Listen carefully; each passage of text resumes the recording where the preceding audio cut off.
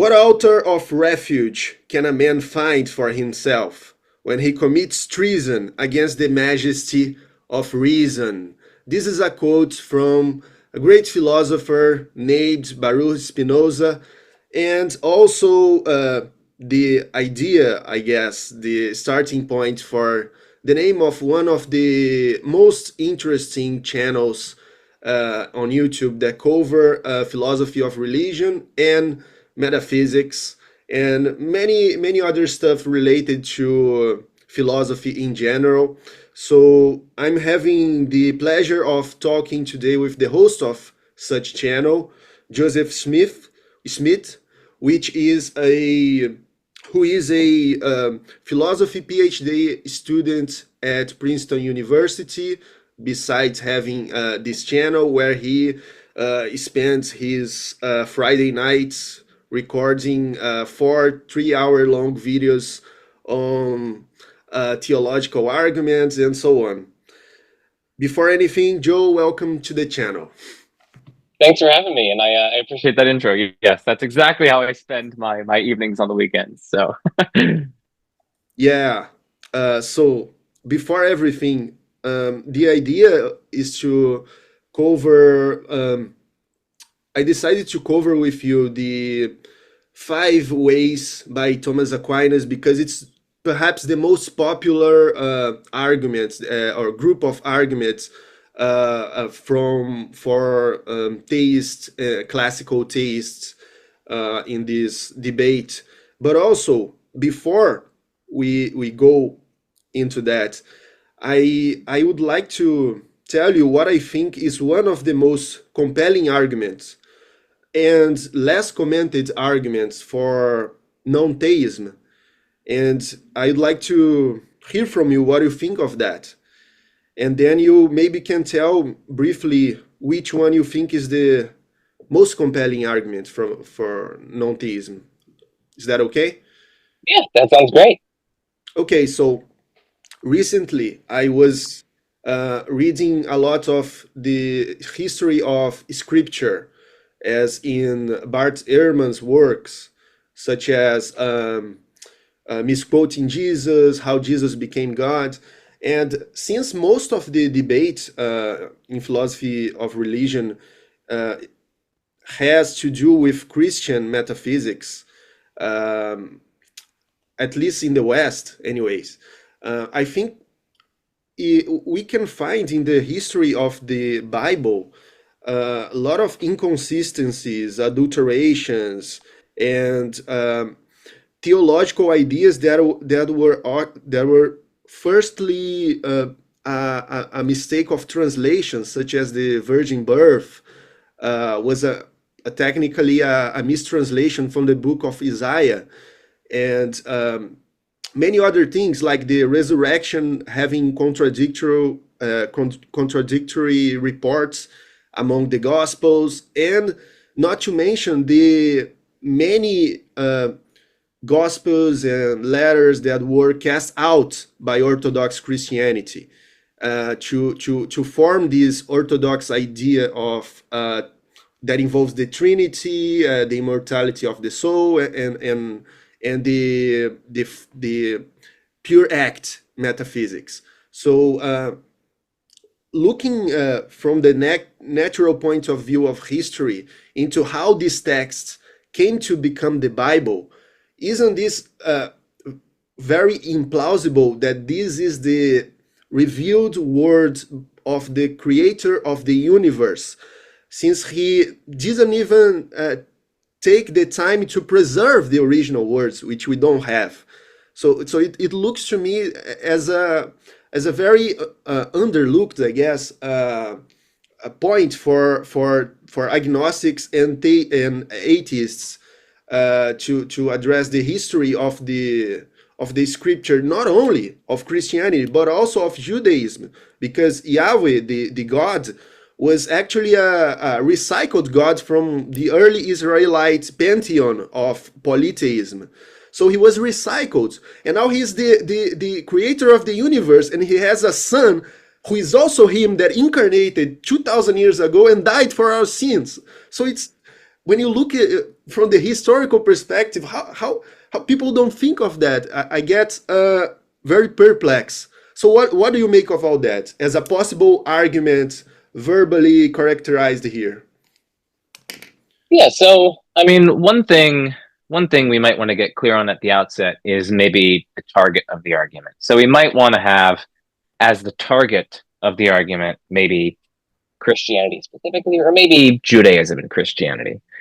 We can at least imagine views on which there's a theistic God, but it's not how Christianity characterizes God, and it's not how Judaism characterizes God, or maybe it is, but this God didn't orchestrate the affairs of humans so as to compile the relevant books. So that's one thing that I want to get clear at the outset, that this would probably be best interpreted as an argument against Christianity specifically or Judaism specifically, and maybe not necessarily against theism as such. But that's totally fine. We can have more specific directed arguments. And so with that clarificatory note out of the way, we can then proceed to the argument itself. So my broadest point here is that, I mean, I do think some of the stuff about like the history of the composition of the Bible and preservation of certain texts, etc., I do think a lot of that at least provides some evidence against Christianity and Judaism, just because it looks all too human. I mean, especially if you even look at the character of the Old Testament. I mean, it's like God's depicted as drowning babies in a worldwide or even local flood. Yeah. He's depicted at least as commanding the entire destruction of total people groups, including men, women, children, livestock, etc.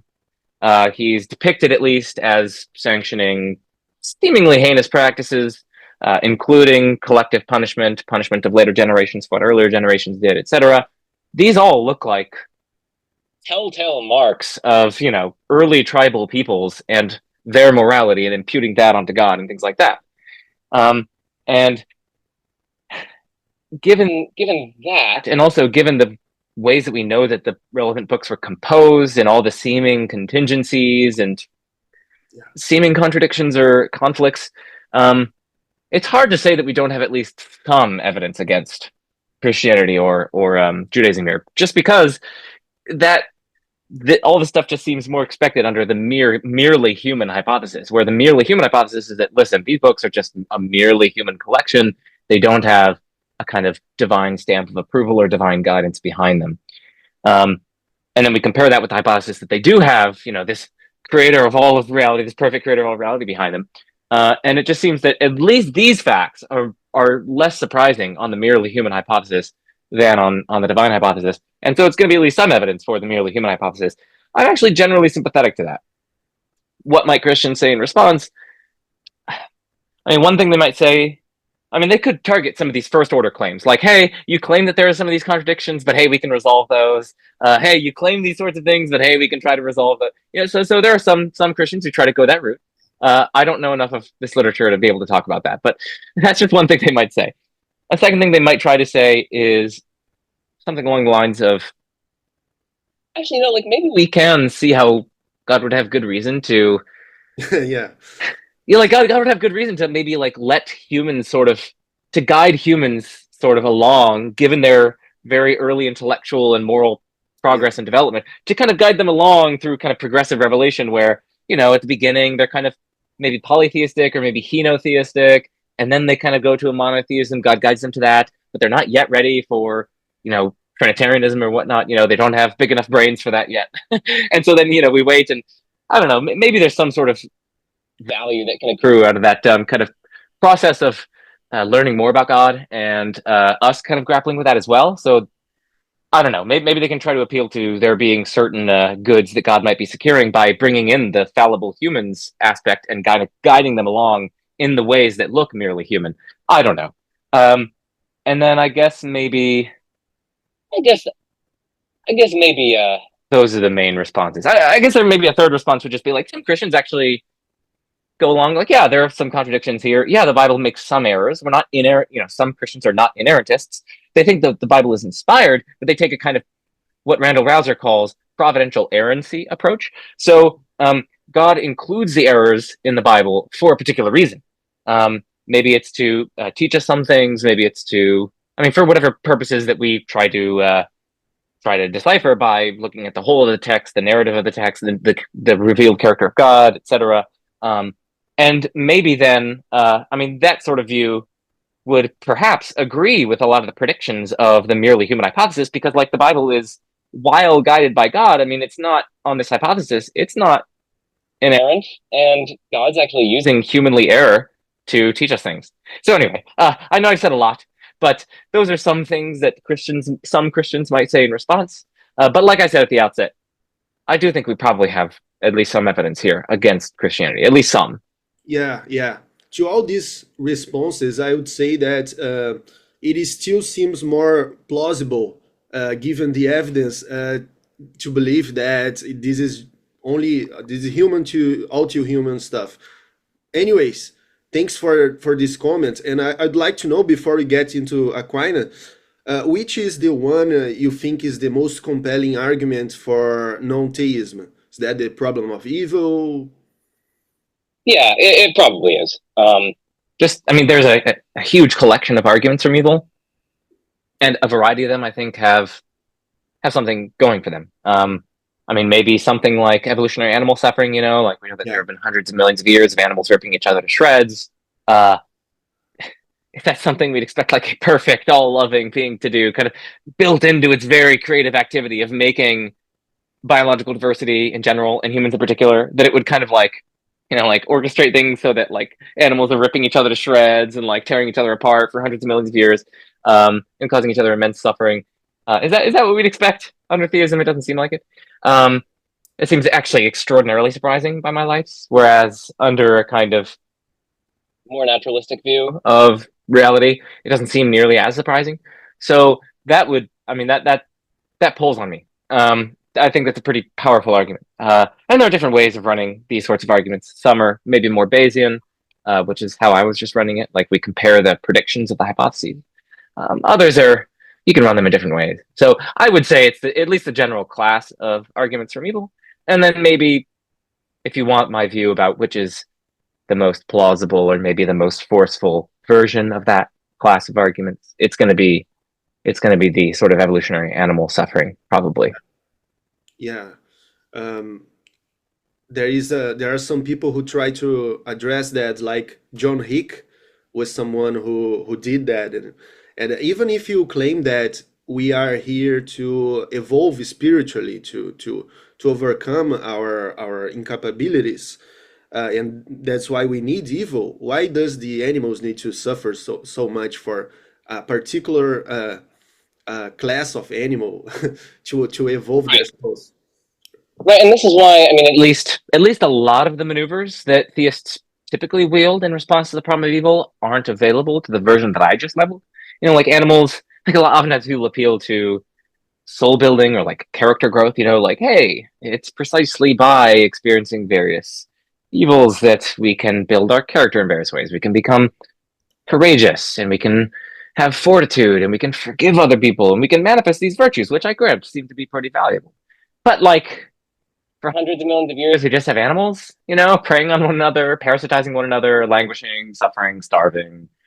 Um, it doesn't seem like they're growing their character, like it's not like the pig is like, oh yes, I'm going to grow in my character as a result of the suffering. They don't do that. So this kind of character growth or soul building doesn't seem like it's available in this case. Now, some people try to spin fancy stories on which it can be available, but those are Yeah. a bit implausible. But we don't need to go into that. I mean, and like free will, it doesn't seem like the line is exercising kind of morally significant freedom and like crunching down on the neck of the gazelle. Yeah. And even if it were, that doesn't seem valuable enough to justify, this atrocious suffering. So like a lot of the appeals that at least many theists make in response to at least standard formulations of the problem of evil seem unavailable when we focus on maybe this more poignant version. Right. Do you have an indication of paper for our viewer to access this formulation specifically of the argument from evil that you could indicate?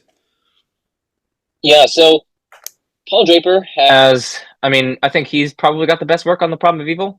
he's got a lot of stuff on just the problem of evil in general, but also like evolutionary animal suffering. Yeah. I think he's got a paper from 2012 called Darwin's Argument from Evil. That's available in Yuji Nagasawa's 2012 edited book, Scientific Approaches to Philosophy of Religion by Palgrave Macmillan. That's sort of where I was kind of introduced to this. Now, Draper has other papers that are relevant. So, I mean, people just like try to find like the Paul Draper's Phil Papers profile. So, Phil Papers, PHILPAPERS.org. It's like a repository of philosophy papers. And then you can also search authors on there. And so you can search Paul Draper All right. on there, and you can find a lot of Paul Draper's papers. But the one that I just mentioned is at least a good start.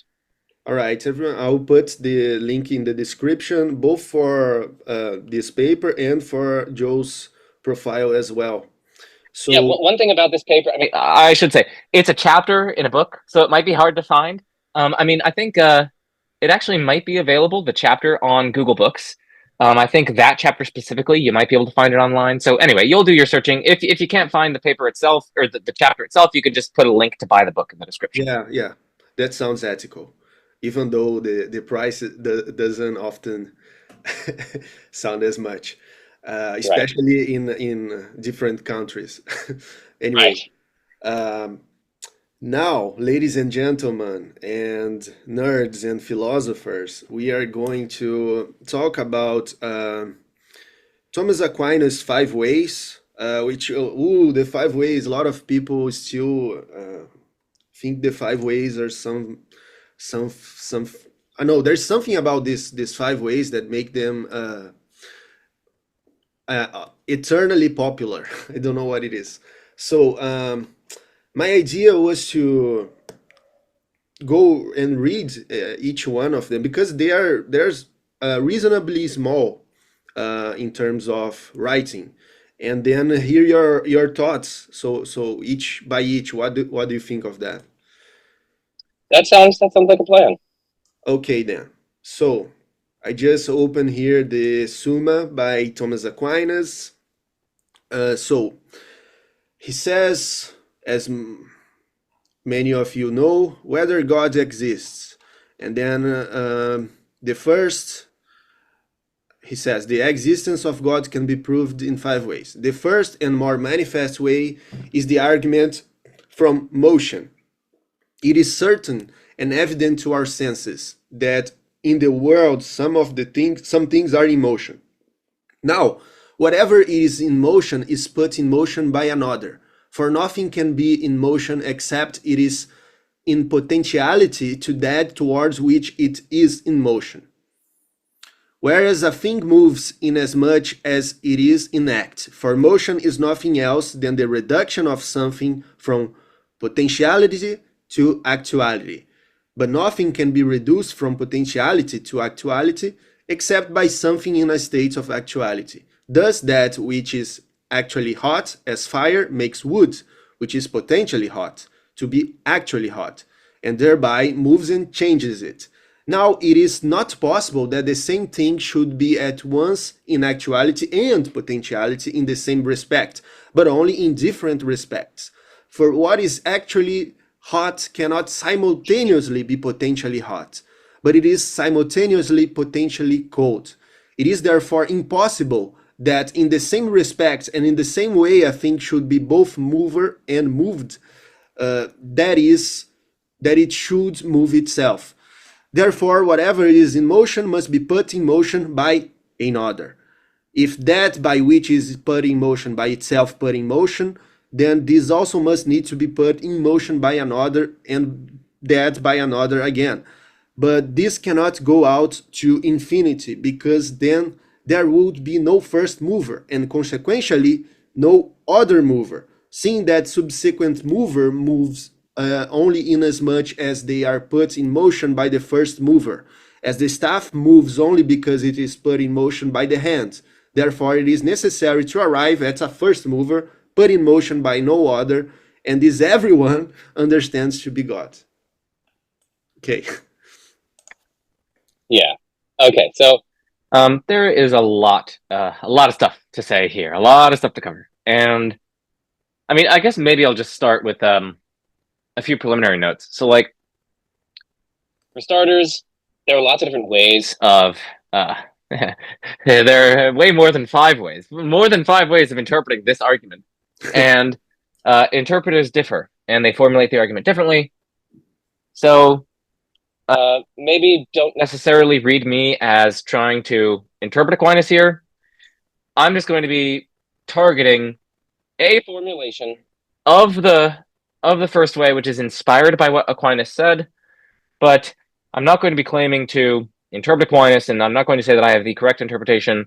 I am just going to be leveling some criticisms toward an argument for motion, which is inspired by the passage that we just read. Okay, that's something that I want to say at the outset, because I'm very sensitive to the literature having a panoply of different ways of understanding this argument, and a lot of people, different people, are claiming that they have the right interpretation of Aquinas, and I do not have the interpretational or exegetical skills to be able to settle those debates. I was trained as an analytic philosopher, not as a interpretation, a hermeneutics person, person who does interpretation. Okay, so that's one thing that I want to say at the outset. Other preliminary notes for your audience, if they're curious. I have sort of published extensively criticizing arguments for motion, something like this argument from Aquinas. I've defended a wide variety of problems for it. A good place to start would be my 2023 book, Existential Inertia and Classical Theistic Proofs. That's published with Springer, and it was co-authored with Dr. Daniel Linford. Therein we have like a really long chapter, I think it's like the second chapter, criticizing a contemporary formulation and defense of Aquinas' first way by McNabb and DeVito, among others. And we also have a whopping 6 chapters, directly or indirectly responding to what one philosopher, Edward Feser, has called the Aristotelian proof, which is an argument from change that is similar to Aquinas' first way. Right. So that's a preliminary note. You can put the link to that book in the description. And if people can't afford it, because it's very expensive, email me, okay? If you can't afford it, email me and I can help, okay? Just saying that. Okay. So a second preliminary, actually this is a third preliminary. I've also made lots of popular content on this argument on YouTube. So I have an argument from Change playlist, and I think it's got probably at least a dozen videos in there, wherein I criticize arguments from Change. Other YouTuber has an argument from Change playlist. All right, this is something rather unique that we must acknowledge. Right, exactly.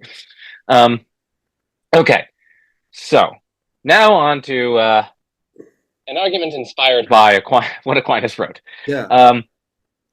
So one claim that we have here, and it's kind of the start, is that motion or change exists. Yeah, that seems right. And then we get an account of what change is. We get Aquinas is giving us an account of what change is. He's trying to spell out the essence or nature of change. He's trying to give a kind of a counter definition of change. And he says change is essentially when a potency is reduced to actuality, or in other words, when a potential becomes actual, or something in a state of potential being transitions to a state of actual being.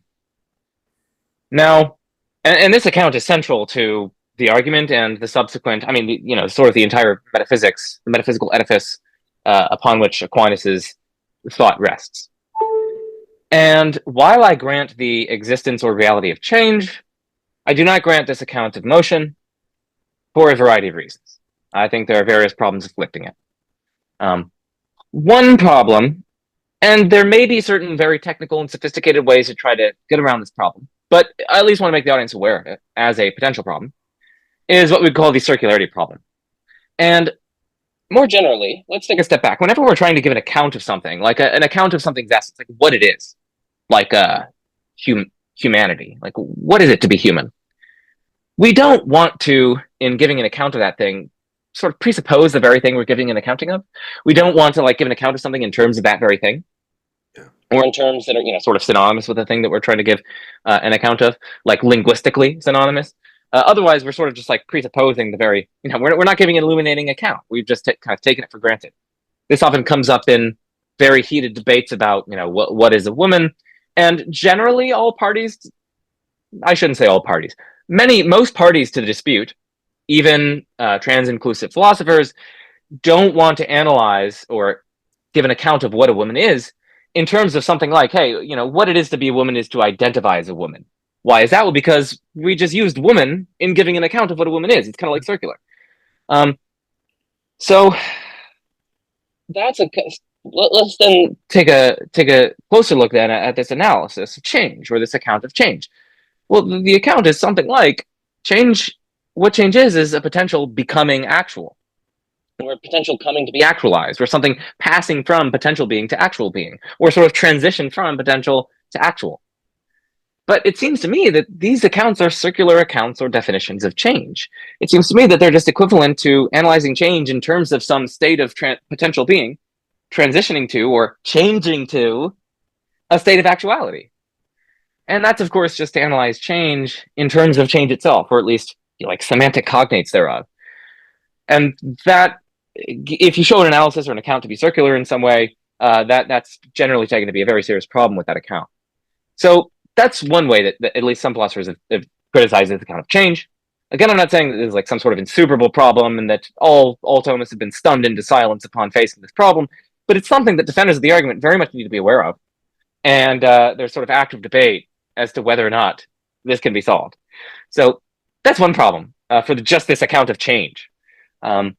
And there are other problems too. I mean, I'll just maybe be briefer with these other ones. You don't need to get as technical as you do, because in your channel you have 40 minutes videos for each of the ways. So we don't have this time here. It's all right if you summarize a little bit. Okay, sweet. Then I'll go a little bit quicker. I also tend to think that this account of change is not adequately justified. I don't see a particularly good reason to analyze change in this sort of way, as opposed to analyzing change in some other way, or just leaving change as a primitive, unanalyzable feature of reality. So I don't think there's adequate justification here. And at least in my view, I also think the account is just implausible because it's committed to a view called ontological pluralism, which is just the view that there are different like ways or modes of being or existence. Yeah. And there's active debate as to whether or not that's even intelligible in philosophy. But even if it were intelligible, there are very serious problems with it. So, for instance, Trent Merrick's paper, The Only Way to Be, published in Noose, I think in 2019, poses a very serious challenge to this sort of view.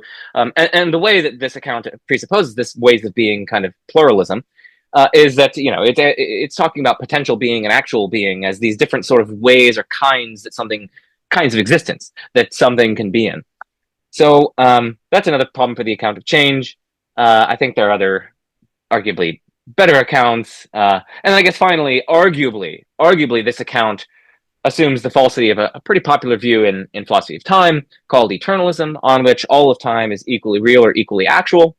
All times exist. They're equally on a par. People argue that special and general relativity very strongly motivate this sort of view. There are various philosophical arguments for this sort of view. And regardless of whether or not it's true, it's generally taken to be a drawback of an account if it requires us to presuppose the falsity of an independently motivated view elsewhere in philosophy. You're kind of just piling on the metaphysical baggage that you have to take on to accept this account of change. And you're thereby also getting many more arguments against your view in virtue of the arguments for the view that the view that's incompatible with your view, right? So eternalism. And again, and the reason why those are arguably incompatible is because, hey, at least according to eternalism, all times are equally actual. But there's still change, like things vary over the temporal dimension. Things are first one way and then they're another way. But both the terminus of the change and the beginning of the change, as it were, are equally actual under eternalism. So change really isn't the transition from something which is like merely potential to a state of actuality. Okay, there are various things that can be said with respect to these problems and whatnot, but I don't even buy the account of change here on which this argument rests. And then, the next sort of premise is that given that there's change and it's analyzed in this way, hey, any potential when it becomes actual has to be caused by something in a state of actuality. I'm inclined to think that so let's grant this underlying metaphysics. I'm inclined to think that whenever a potential becomes actual, there needs to be an explanation of why the potential becomes actual. But it's not at all clear to me why that explanation needs to be a causal explanation specifically. There are all different sorts of explanations, ranging from explanations in terms of structural constraints, explanations like in terms of non-causal grounding. So that's like one thing obtaining or occurring in virtue of something more fundamental, but it's not kind of causal notion. It's not really a causal production. It's more like a kind of constitutive relation.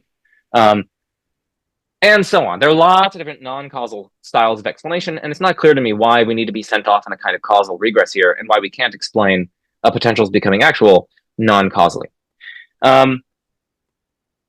Okay, then we get the anti-infinite regress premise. Now, technically speaking, this is restricted to a particular kind of regress, namely a kind of essentially ordered regress, where the members later in the chain sort of derive the relevant changing ability from all of the earlier members.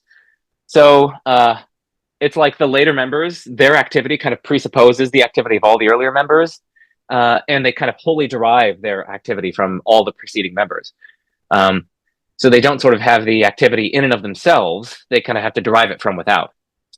Now, do chains like that have to be finite? Can they regress infinitely? It's a really good question. Yeah. I'm not entirely. Not. Go on. It doesn't seem clear why not.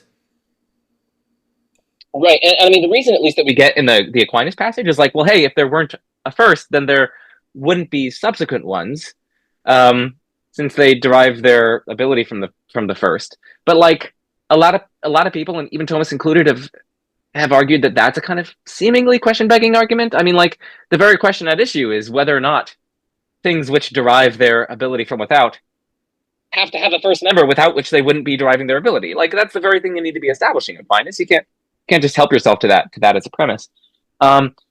So, I mean, there's some intuitive plausibility here. I mean, like, some people give an IOU example. So, like an IOU is basically like, I owe you money, and it's a little certificate or something like that. And like, suppose that, you give me an IOU that says, I promise to pay you $1,000, but like you borrowed that IOU from someone else, and that person borrowed an IOU from someone else, and so on. If that proceeds to infinity, it seems like I'm never going to get my money. I don't really even have the money in this case, and that's because I only have the money purely derivatively, and there's like no ultimate source which has it non-derivatively. So maybe there's some plausibility to this denial of infinite regresses, but it's controversial. And I mean, if people want to look at some recent work on this, Thomas Oberle, I think he's getting his PhD. He might have recently gotten his PhD. Has some really good papers examining these kinds of Thomistic regress arguments here. So he's got a paper in International Journal for Philosophy of Religion entitled "Grounding Infinite Regress in the Thomistic Cosmological Argument." He's also got a Phil Quarterly article called "No Work for Fundamental Facts," a Phil Studies article, "Metaphysical Explanation in the Cosmological Argument," and then a dialogue article entitled "Metaphysical Foundationalism and the Principle of Sufficient Reason," where he really kind of criticizes this sort of reasoning.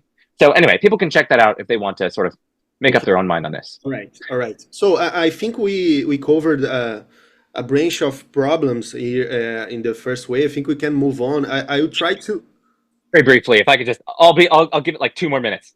Right. And we can extend the video by 2 minutes. That's fine as well. So that's the infinite regress premise. And then if we combine all those premises, we get that there's at least one thing which is unmoved, maybe at least in a particular respect of the causal power of the series for which it stands as terminus, and which does not sort of derive that activity from without. And this is very far from getting to something which is unchangeable in all respects. So, like, this is another criticism that people level. Like, all it gets you to is something which is in fact unmoved, and perhaps only in fact unmoved in respect of the causal power or a feature of the chain in question, like the power to heat or whatever. That is a very far cry from something which is unchangeable in that respect, and also unchangeable in all respects. And then that, in turn, even if we granted that the thing is unchangeable in all respects, that's a very far cry from God. Now, of course, later in the Summa Theologiae, Aquinas tries to derive the various divine attributes. I don't think his derivations succeed. I have a chapter in my book on Mind the Gap, wherein I look at least some contemporary kind of renditions of Aquinas' own arguments, and we argue that they systematically fail. So I think there are lots of issues here. All right. Yeah. I think it was Dr. Graham Hoppe, but he was commenting the second way, I think, or the third way, where he says that there could, he doesn't specify where there could not be multiple first causes. Yeah, exactly. and even circular causes. Right. Yeah. We would, Yeah. technically speaking, you're right. We need to add another premise that there can't be circular chains of causation. Right. I don't know if didn't he it cross his mind. It's hard to tell, right? Because it's so short and it's not analytically structured. As it's just Right, a and to be right, and for the audience, I mean, to be fair, it's called a Summa Theologiae for a reason. This is really just a summary yeah. intended for some of his like intro friars. It's just like, hey, this is a summary. Aristotle and others have written on these things elsewhere, etc. So he's really just trying to be brief. So you Yeah. know, no fault to Aquinas for that. Right. So I'll go through the reading of the second and third way very fast, and maybe you can comment on them together because these three first ways are rather similar in some Right. respects. Okay, so the second way is from the nature of the efficient cause. In the world of sense, we find there is an order of efficient causes. There is no case known, neither is it indeed possible, in which a thing is found to be efficient cause of itself. For so it would be prior to itself, which is impossible. Now, in efficient causes, it's not possible to go on to infinity, because in all efficient causes following in order, the first is the cause of the intermediate cause, and the intermediate is the cause of the ultimate cause, whether the intermediate cause be several or only one. Now, to take away the cause is to take away the effect. Therefore, if there be no first cause among the efficient causes, there will be no ultimate nor any intermediate cause. But if in efficient causes it is possible to go on to infinity, there will be no first efficient cause, neither will there be an ultimate effect, nor any intermediate efficient causes, all of which is plainly false. Therefore, it is necessary to admit a first efficient cause to which everyone gives the name of God. The third way now is taken from possibility and necessity and run thus. We find in nature things that are possible to be and not to be. Since kind of Shakespeare, right? Aquinas is Shakespeare before Shakespeare. Since they are found to be generated and to corrupt, and consequently they are possible to be and not to be. But it is impossible for this always to exist. For that which is possible not to be at the same at some time is not. Therefore, if everything is possible not to be, then at one time there could have been nothing in existence. Now, if this were true, even now there would be nothing in existence, because that which does not exist only begins to exist by something already existing. Therefore, if at one time nothing was in existence, it would have been impossible for anything to have begun to exist. And thus, even now, nothing would be in existence, which is absurd. Therefore, not all beings are merely possible, but there must be something the existence of which is necessary. But every necessary thing either has its necessity caused by another or not. Now it is impossible to go on to infinity in necessary things which have their necessity caused by another, as have been already proved in regard to efficient causes. Therefore, we cannot but postulate the existence of some being having of itself its own necessity, and not receiving it from another, but rather causing in others their necessity. These all men speak of as God. Okay. Right. So, as with the first way and all subsequent ways, I'll just make this very quick preliminary note that there are interpretive debates among relevant experts as to how to interpret these arguments. So I will be responding to an argument inspired by what Aquinas says. I'm not actually, saying that I'm responding to the second way as Aquinas interprets it. Okay. I'm not into that. I'm just going to look at an interpretation of Aquinas, an argument gleaned from what he says, and respond to that. Okay. So then, the second way, we see things that are, caused efficiently, and we then try to trace those effects via a causal regress to a first uncaused cause, because there can't be infinite causal regresses, and by the way, there also can't be circular causal chains. Okay, so that's roughly the argument. Now, a lot of people think that Aquinas is here talking about specifically sustaining causation, so like a cause which keeps the relevant effect in existence at any moment at which the effect exists. So something that kind of concurrently sustains it in existence or conserves it in existence. A lot of people think that that's the kind of efficient cause that Aquinas is talking about. And if so, then this argument is going to face the challenge posed by the existential inertia thesis, which is a thesis that is developed and extensively defended in this book right here. We respond to almost all extant objections to existential inertia in the literature. And that thesis basically just says, like, hey, well, let's take a step back. What is spatial inertia or Newtonian inertia? Well, things continue in their rectilinear motion unless and until they're acted upon by some net force, at which point they'll either stop moving or they'll change direction or accelerate in some way. Okay, and existential inertia is just like that. But instead of talking about motion, we're just talking about existence. So things continue to exist. Oh, and by the way, in that Newtonian inertia, things don't need a kind of continual impetus, as arguably Aristotle thought. You know, things like in order to move through space, they need some sort of continual impetus that kind of pushes them along.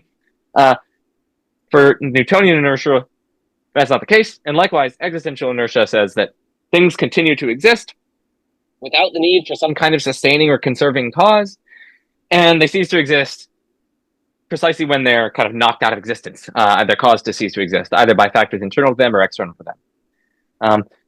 So then, you can kind of see then that, you know, like Aquinas is saying that, like, the things of our experience, like finite, limited things maybe in which essence and existence are distinct, or contingent things, or whatever, need some kind of sustaining cause for their existence, and we can't trace sustaining causes ad infinitum, so we have to get to some first uncaused sustaining cause. I would then push back on that claim that the things of our experience need sustaining causes.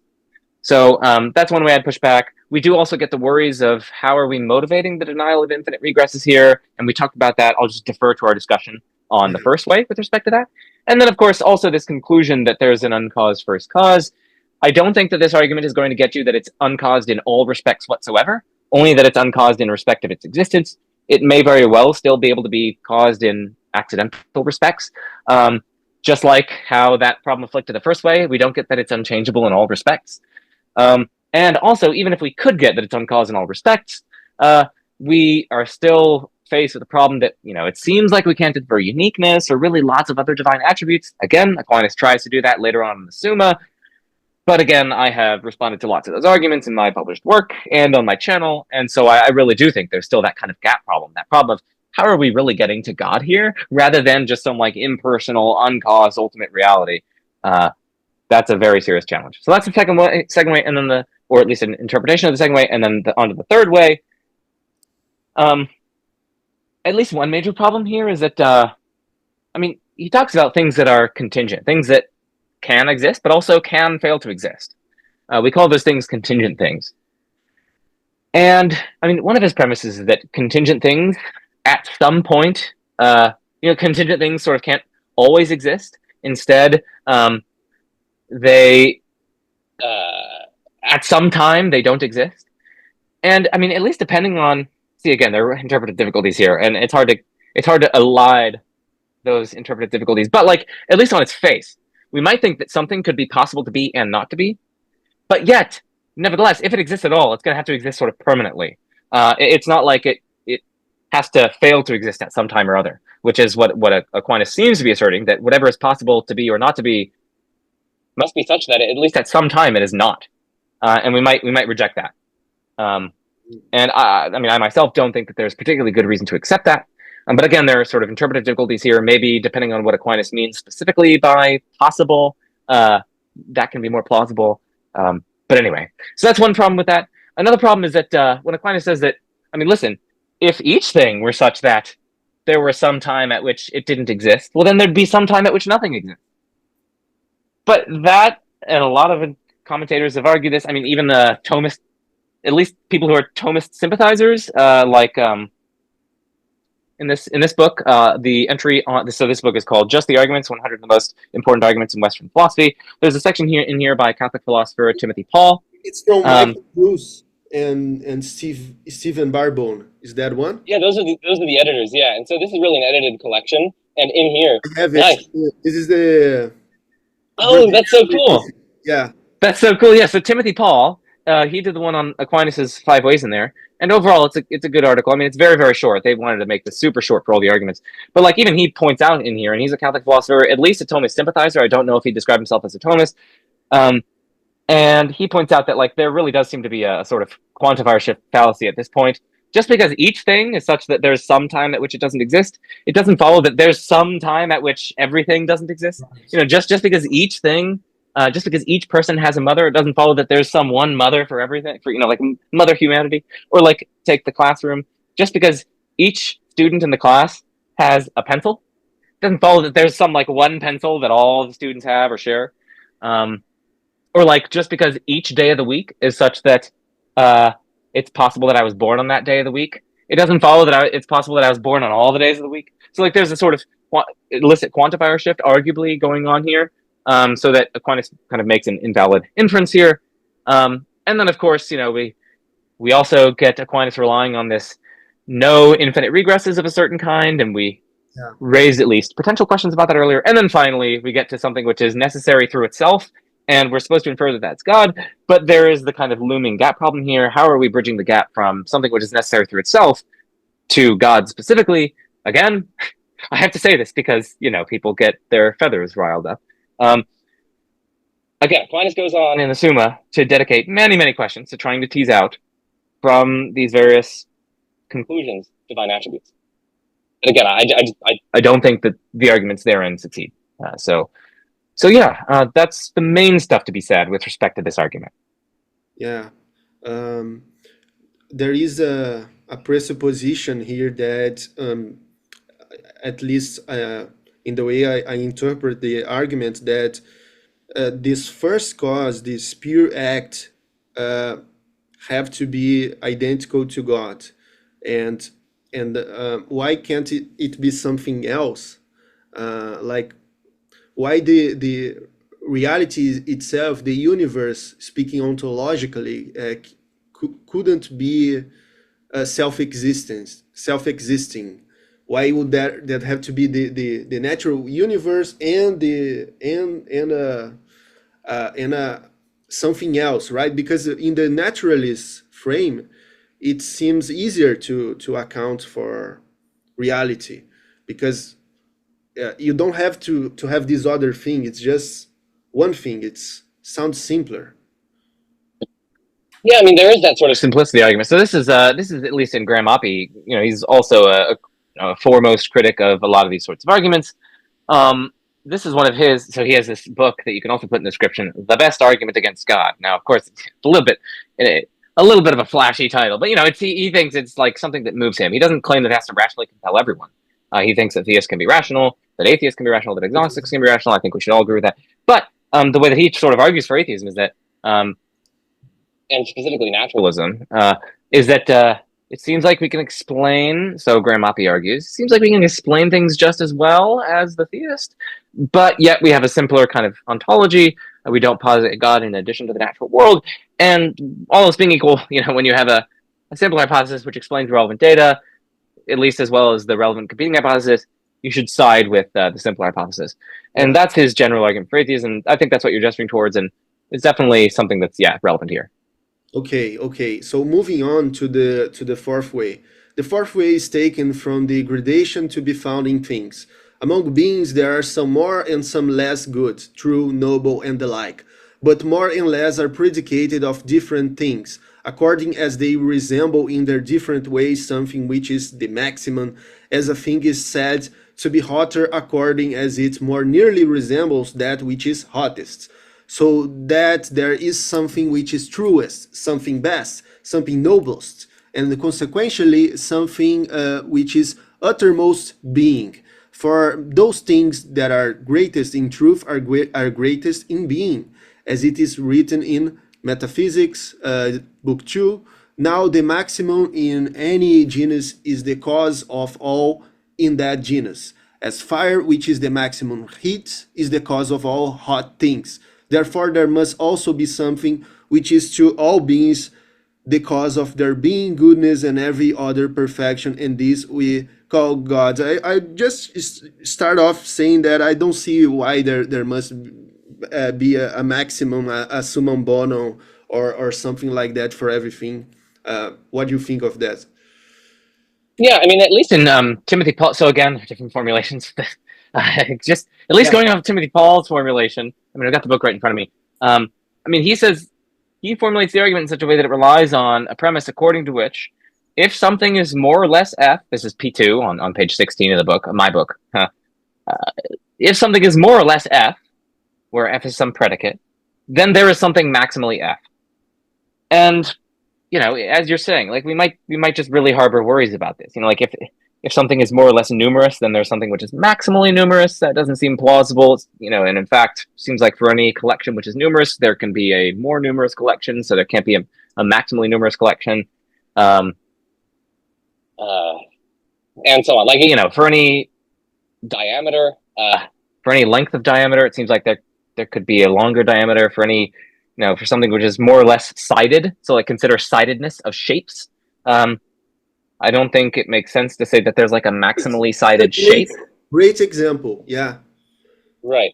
So, yeah, and I mean, I think what a lot of Aquinas scholars try to get at this juncture is like to say that there's something distinctive about these what they call transcendentals, Right. Of like being, truth, goodness, beauty, which is like distinctive to that and not to these counterexamples, where the principle does apply. Trust me, bro. The principle does apply to the transcendentals.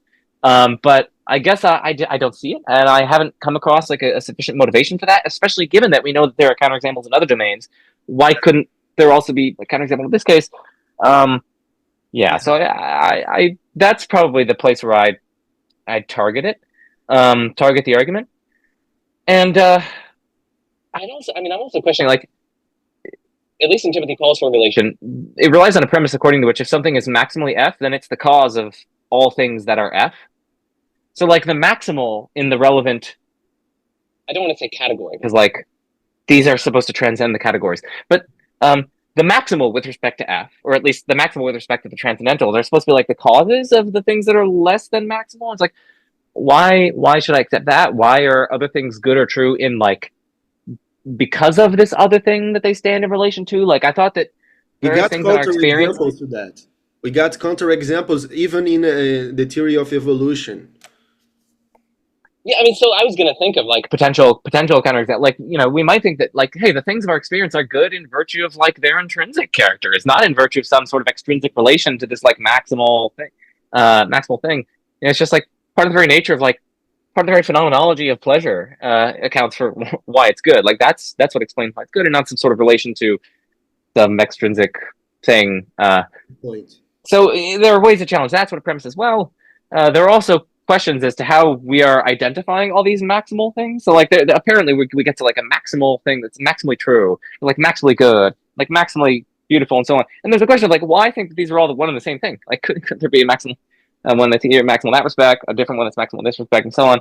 Now, again, there are ways to try to solve these problems, but like there are ways also to respond to ways of those solving problems. And I'm just trying to give the audience of a glimpse into how philosophers have criticized these sorts of things, and what I find critical. And then finally, there's the question of whether or not something which is maximal in all these respects would be God. And maybe that's so. I mean, if it's maximal, I don't understand what it means to be maximally true, but if it's maximally good and it's maximally noble, again, there's a question of what nobility means, but maybe it means like perfection or something like that. It's like maybe a maximally perfect, maximally good reality. I think, yeah, that's much more plausibly God. But yeah, anyway, that's the fourth way. Okay, good. Now, at last but not least, the fifth way is taken from the governance of the world. We see that things which lack intelligence, such as natural bodies, act for an end, and this is evident from their acting always, or nearly always, in the same way so as to obtain the best result. Hence, it is plain that not fortuitously, but designedly, do they achieve their end. Now, whatever lacks intelligence cannot move towards an end, unless it be directed by some being endowed with knowledge and intelligence, as the arrow is shot to its mark by the archer. Therefore, some intelligent being exists by whom all natural things are directed to their end. And this being we call God. Okay. All right. Yeah. So let's turn to Timothy Paul's formulation. So Timothy, it's very brief. That's why I didn't turn to the other ones, because some of them have got like 9 premises and like 9 sub-conclusions. This one has 3 premises, okay? The first premise is, if something always, or for the most part, acts in the same way in order to bring about that which is best, then it acts for the sake of an end. The second premise is that beings in nature always, or for the most part, act in the same way in order to bring about that which is best. We might sort of question this here. I mean, this seems to be relying on some kind of like teleological realism, where there are like real ends out there built into reality, like real kind of end goals that things have. And at least, in the wake of modern philosophy, from Galileo roughly on, maybe Bacon onwards, this has strongly fallen out of favor, and we tend to think of nature as just a system of like efficient and material causes, and perhaps operating according to laws. But at least there isn't much room in that sort of picture of the world for these end goals to do kind of any explanatory heavy lifting. And so it's sort of fallen out of favor among a lot of philosophers. Now, it actually turns out to be at least much more difficult to get away from that sort of teleology in the biological realm.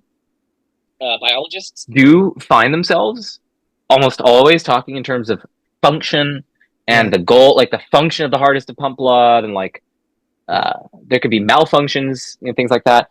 So it's harder to avoid real objective teleology in the case of biological organisms. So maybe Aquinas would want to run his argument just restricted to that as a response to what I'm saying. But like, anyway, this is one way that philosophers respond to this argument, by saying, hey, this presupposes that there's real objective teleology in nature, even beyond the biological realm and beyond the mental realm. And that's very contentious, and rejected by at least most contemporary philosophers. Then we have that if beings in nature act for the sake of an end, if they do really have this kind of objective teleological directedness to them, then they must be directed by something that has, like intelligence. There must be some sort of intelligence that directs them. And I don't see why I should accept that. Like, suppose I go along with the kind of objective teleology. I'm just gonna, say something to the effect of, it's just like things have the natures that they do, or things have the ends that they do in virtue of the natures that they have. Like an electron has the end of, again, if we must speak this way, as the argument requires, an electron has the end of repelling other electrons and attracting to protons, just in virtue of what an electron is. Like that's just part of its nature, or something like that. That's what accounts for it's having the relevant end. We don't need to feel some kind of extrinsic intelligence outside of the natural world kind of directing things. Things are kind of directed by their own steam, as it were, by their own natures. It's their natures which explain why they have the relevant teleological directness, and which confer on them the relevant powers, which reliably manifest in the relevant ways to kind of bring about those ends. So I'm not sure why we need to go beyond just appealing to the natures of things in this. And that's not at all clear to me. And even if we did have to appeal to some kind of intelligence behind things being directed, again, all we're able to infer is that for each thing which is directed, there is an intelligence which directs it. It doesn't follow that there's some one intelligence which directs all of the natural world. And it certainly doesn't follow that it would be like unlimited, or that, it'd really be anything other than a demiurge. Or really anything deserving of the appellation God. It might be morally indifferent. Maybe that's what explains why we have beings with the teleological end of inflicting suffering on other beings, like the ginormous, like fangs, and like the organisms. Some organisms just seem to be almost designed in such a way that they are like designed to inflict like maximal suffering on other organisms. So like maybe we should go along with this argument and infer that there's like an indifferent designer behind the whole thing. But anyway, now again, Thomas have not been silent about why we can try to infer God specifically from this argument. But again, I don't think those arguments are particularly compelling. And so those are the main worries that I and many other philosophers harbor for the fifth way. Yeah. So, all right. It seems our timing was actually quite good here. We managed to cover the five ways, the great five ways, and Yeah, and if you, I mean, we could cover some other, I got like five-ish, 10-ish minutes. So if you want to cover something else, I'm fine with that. Or oh, all right, all right. we don't So have to. I mean, no, I'm gonna now that you just said that, I'm going to uh, suggest that he says here, as Augustine says in reply to objection one, whatever that is. Since God is the highest good, he would not allow any evil to exist in his works, unless his omnipotence and goodness were such as to bring good even out of evil. This is part of the infinite goodness of God, that he should allow evil to exist, and out of it produce good. Doesn't help her very much, right? right. So like again, to be fully fair to Aquinas, this is just a summary of theology. So he's just like very briefly saying, like, listen, when you're faced with the problem of evil, try to say something along the lines of, like God allows evil because greater goods can come as a result of evil or something like that. So like, we can't sort of fault him for not addressing the panoply of dimensions of the problem of evil. But yeah, I mean, it's not a terribly compelling response to the problem of evil. For a variety of reasons. I mean, for starters, it's not just that some good needs to come about as a result of the relevant evil. It seems like the good needs to be like worth it. Like it needs to be sufficiently outweighing of the relevant evil.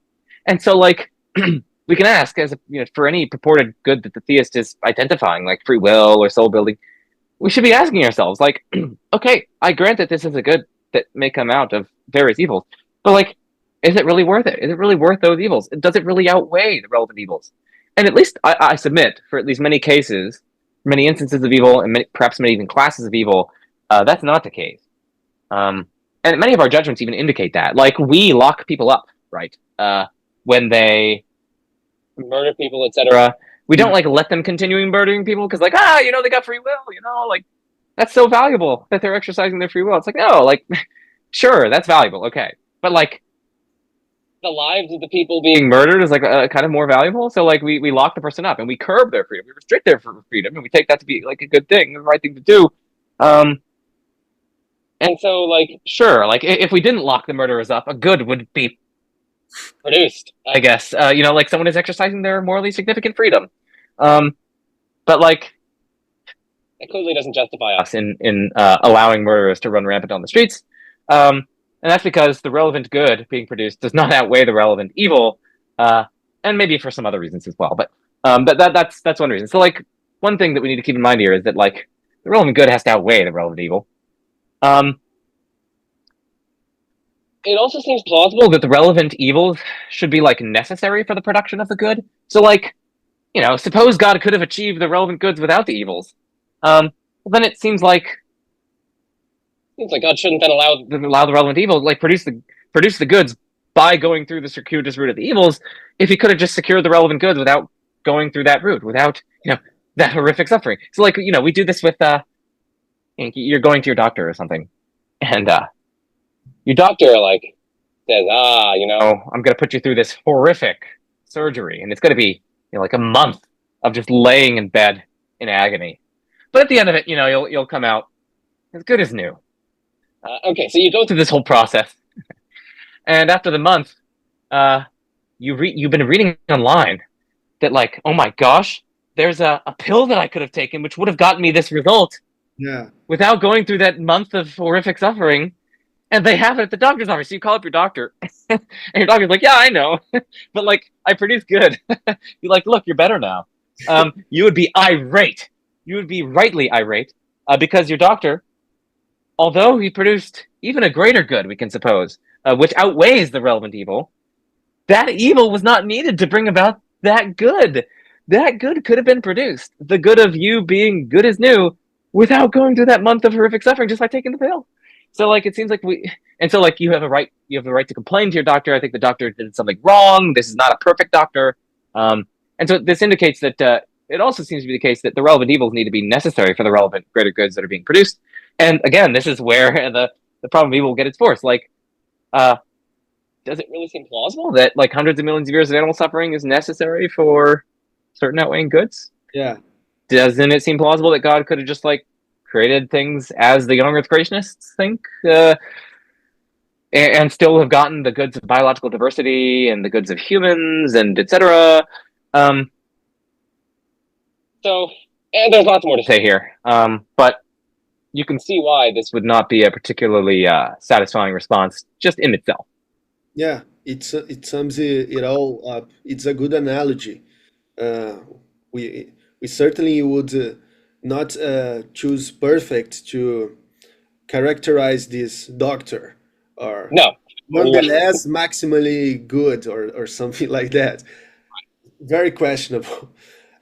Even the agnostic God is more plausible in this case. But anyway, the demiurge. But anyways, Right. this is this was a great pleasure. Thank you so much for your time. So if you wish to promote anything that you are putting out there now, or any website or book, uh, the space is yours. Yeah, well, thanks for having me on. I really enjoyed the chat, and these are really fun topics. And I hope people can explore these things further. And to do that, they can check out the various references that I gave throughout this video, and also my YouTube channel, Majesty of Reason. You should immediately go to it, click subscribe, turn on that little bell for notifications, like every single one of my videos, become a patron. I'm messing around. Maybe not. That's a moral obligation. Okay, so then that's my YouTube channel, Majesty of Reason. Check that out. And then I guess the only other things that would be relevant are, I mean, I've got a blog that I write responses to people on. Not very active on it, but like I write responses to people who respond to my work. So that's majestyofreason.wordpress.com. And then my website where people can find all my work, my papers, etc. All my papers are on there for free. I can't upload books for free online. But again, people email me if you can't afford my books. So that website is josephschmid.com. Schmid, SCHMID. So yeah, check all that out, and I hope to serve people going forward in their pursuit of truth. Yeah, it's going to be in the description, guys. So this is it for today. Everybody, thanks for watching, and I'll see you next time. And also subscribe if you're not subscribed.